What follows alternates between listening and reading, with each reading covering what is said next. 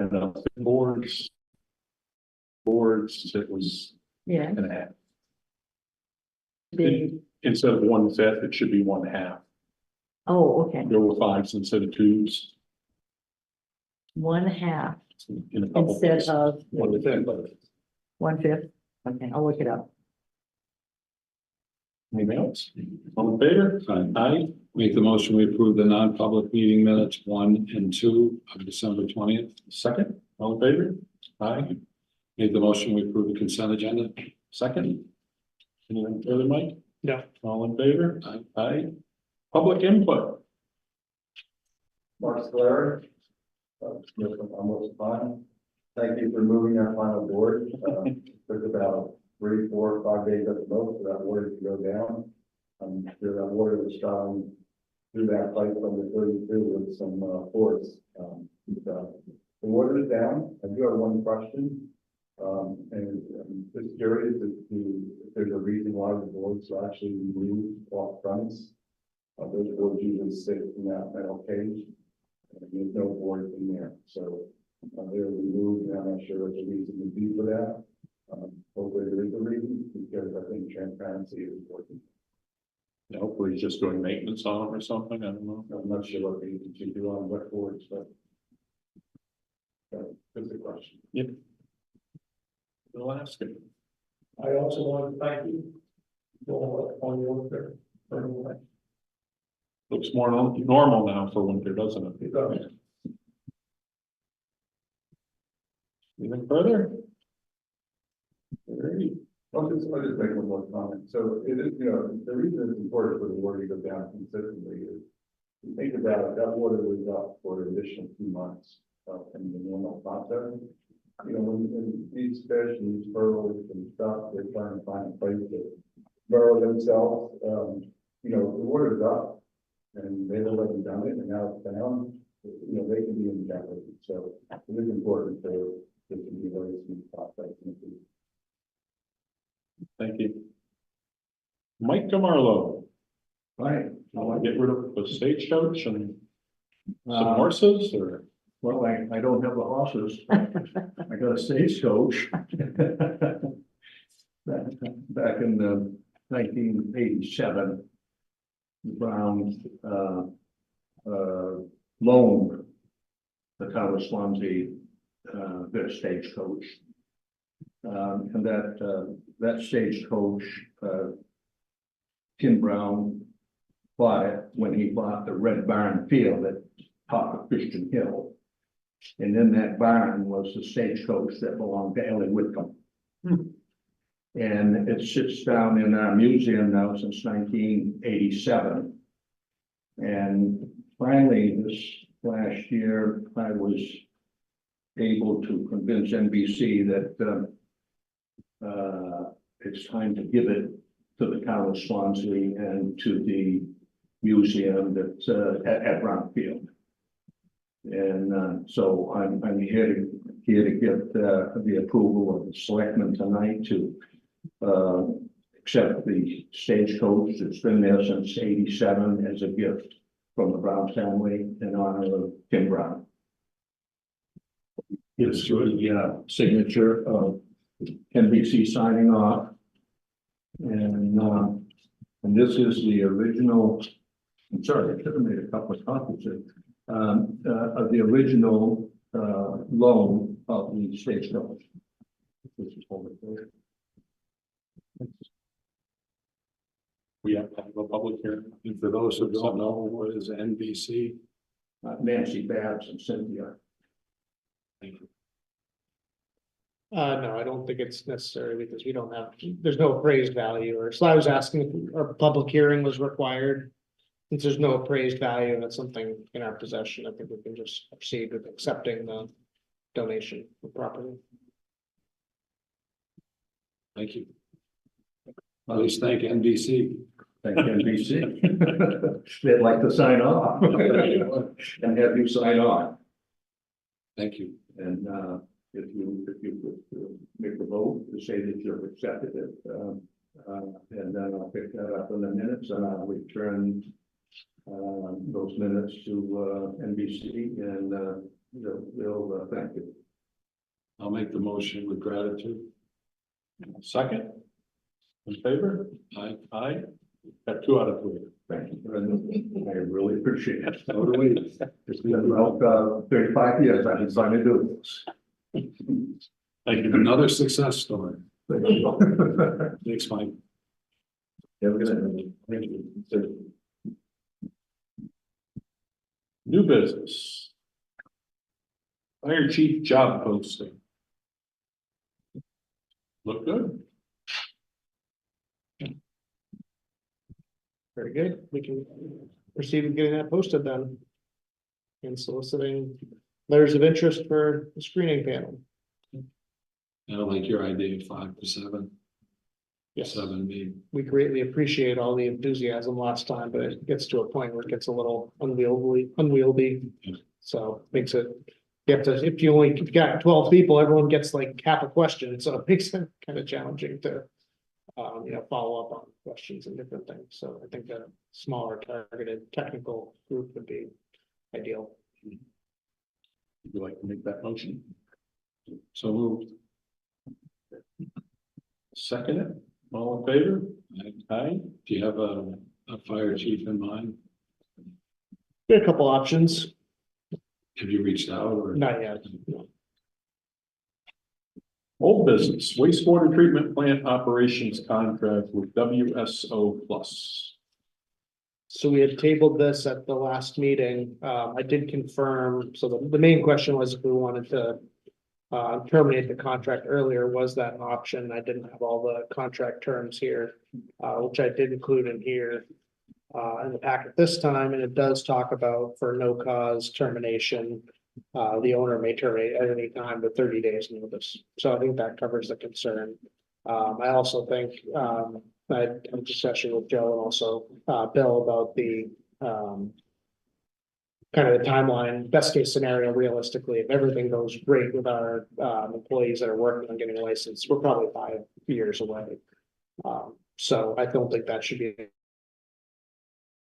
the option of something great, we're able to, we're come to pass. We do have the option to get out sooner if we need to. Very good. And they've been very accommodating and good to work with. Well, having an understanding, which I didn't have last time, of the certifications needed, the timing that's required to get the advanced certification. There's no way that we could do less than 3 years Right. and protect the town.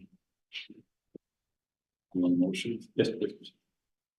Make the motion that we authorize town administrator to sign the operations contract with WSO Plus.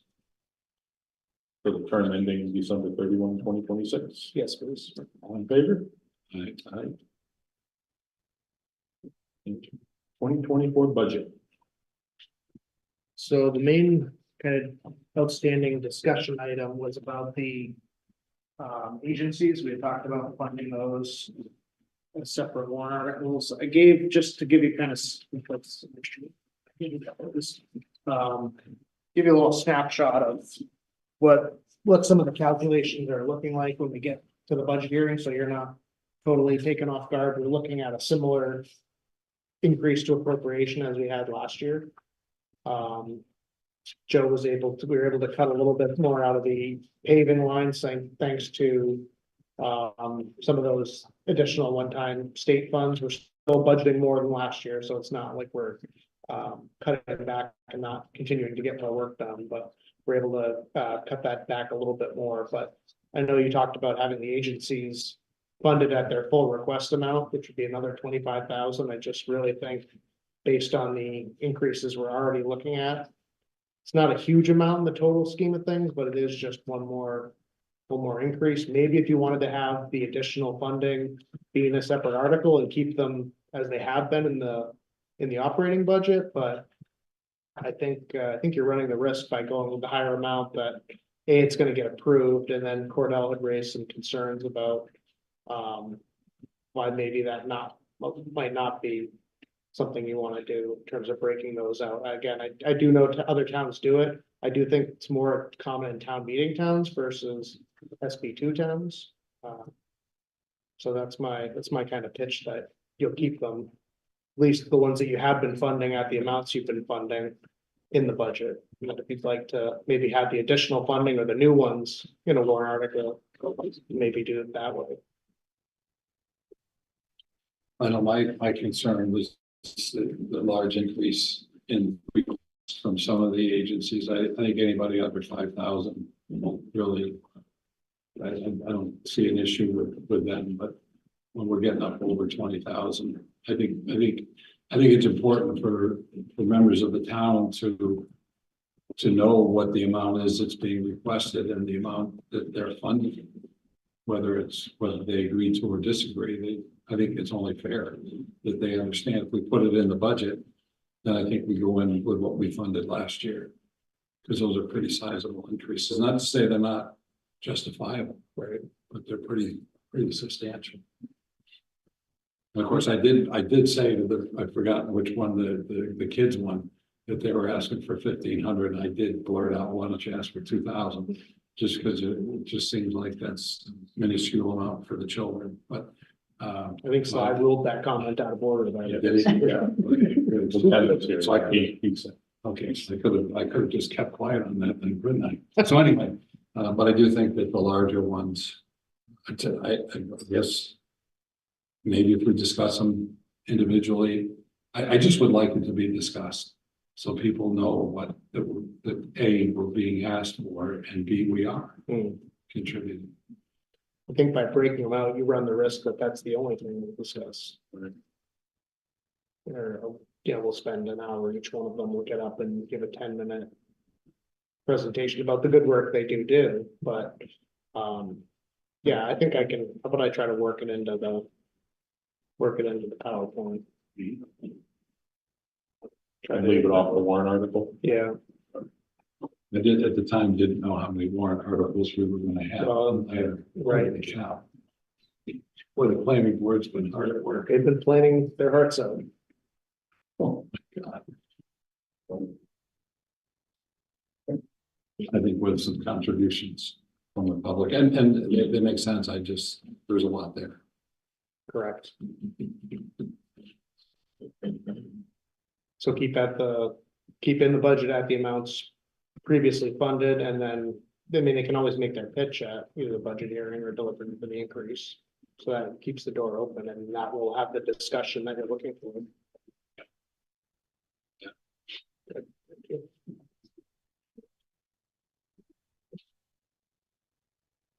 Anything else on that? On the budget, Budget, bond hearing, warrant?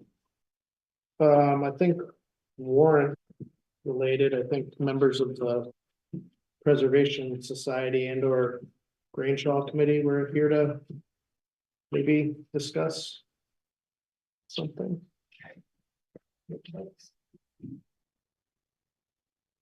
Not a member of this, but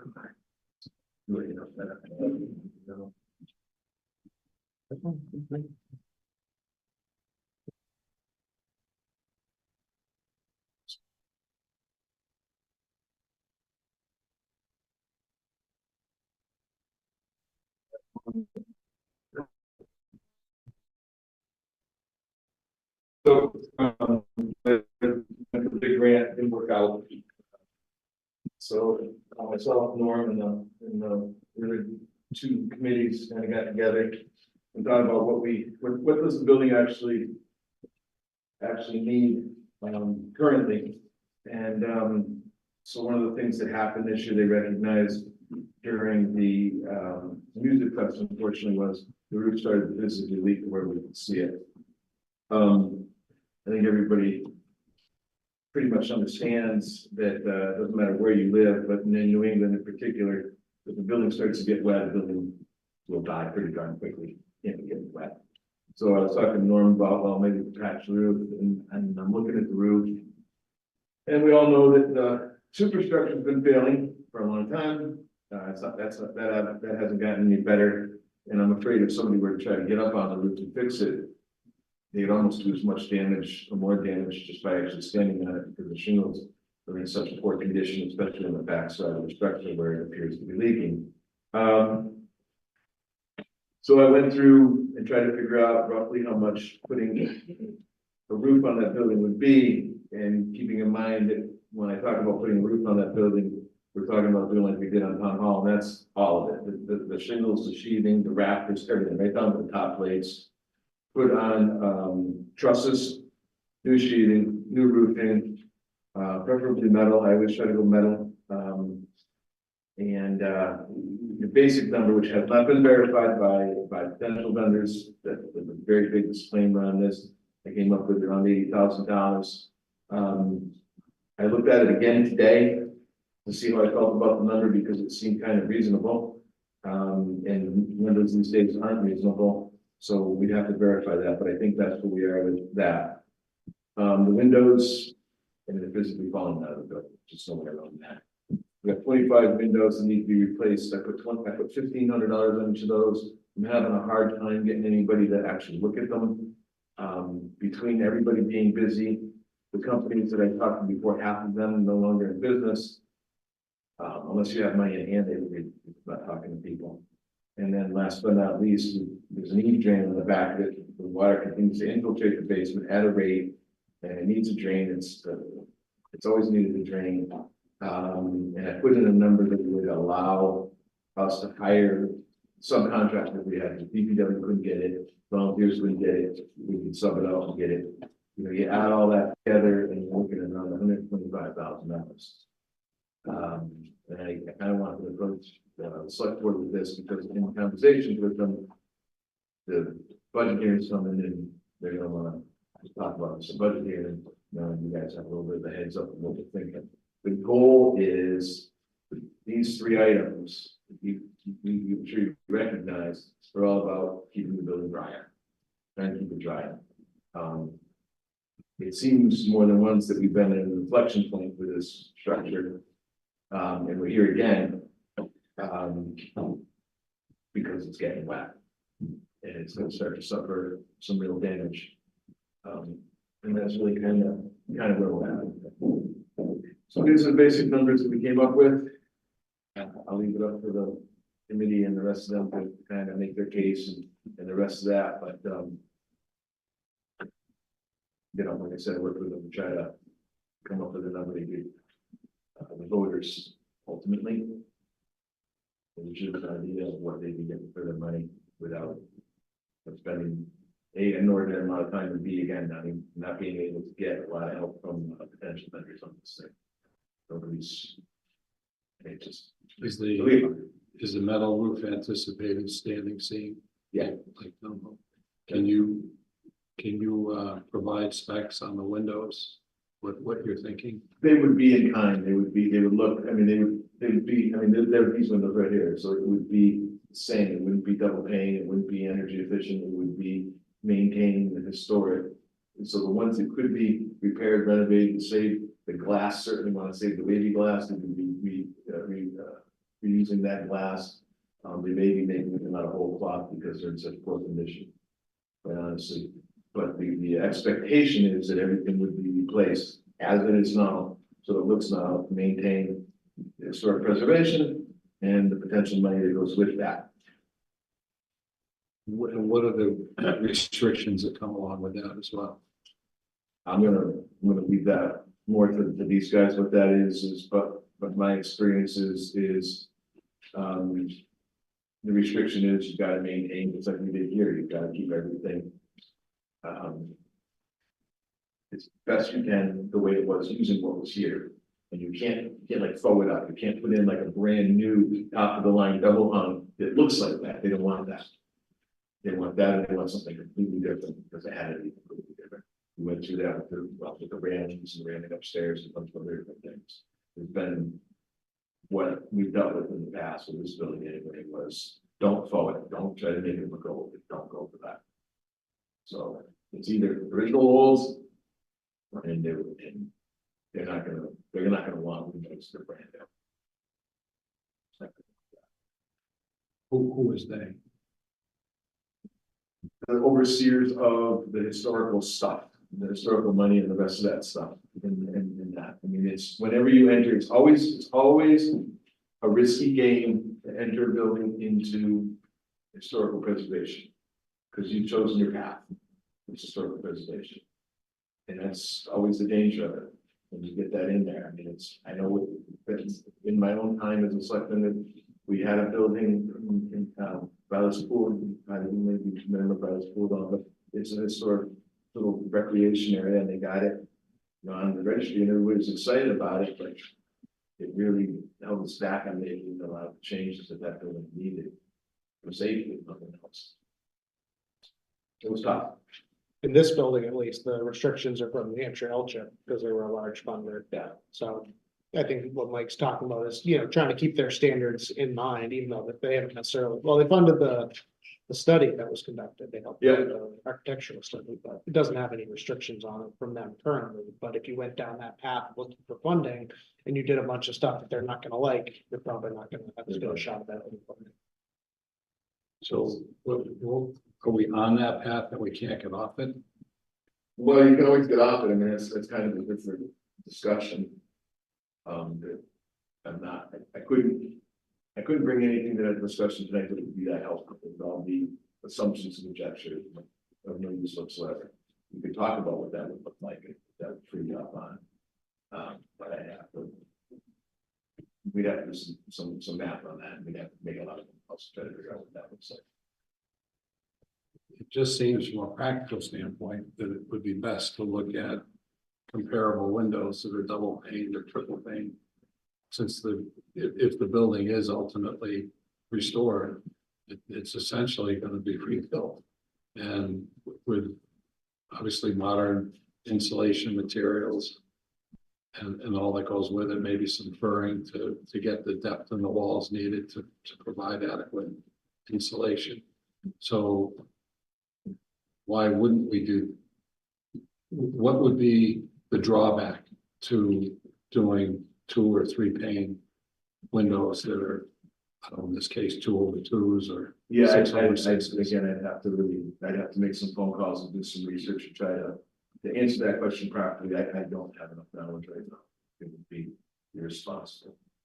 From a funding standpoint, we know that if we go down the path, there's certain funding mechanisms that are available that wouldn't be available if we follow the new window. Yeah, I mean, it's always a weird thing, right? Because yes, there's definitely some funding that probably wouldn't be available. Does that mean that we wouldn't be eligible for other funding? I honestly don't know where they are right now. They spend a lot of time, a lot of energy, looking at funding, different funding sources. They have a much better grip on it. They've met with the people, and I leave it to them to answer those questions if able. But again, we really want to. How about this? That money would take care of proper windows as well. The $1,500 a hole is basically what I figured. It would take care of almost any window. So right now, what I'm really trying to present is a financial placeholder more than a solution for what we're actually going to do.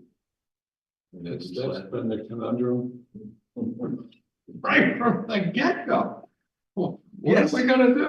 I'm What's the- familiar with saying that. What's the use? That's always been the conundrum, but one of the uses, I think my colleague has brought up is additional town hall space for different departments. And that's really what led me to the question with regard to windows, because we know what it's like to have people in the current town Yeah. with inefficiencies with the windows that are there, Right. and what we tried to do to make it relatively comfortable, knowing that we can't, Right, but doing the best we can. right. So if one of the uses of that building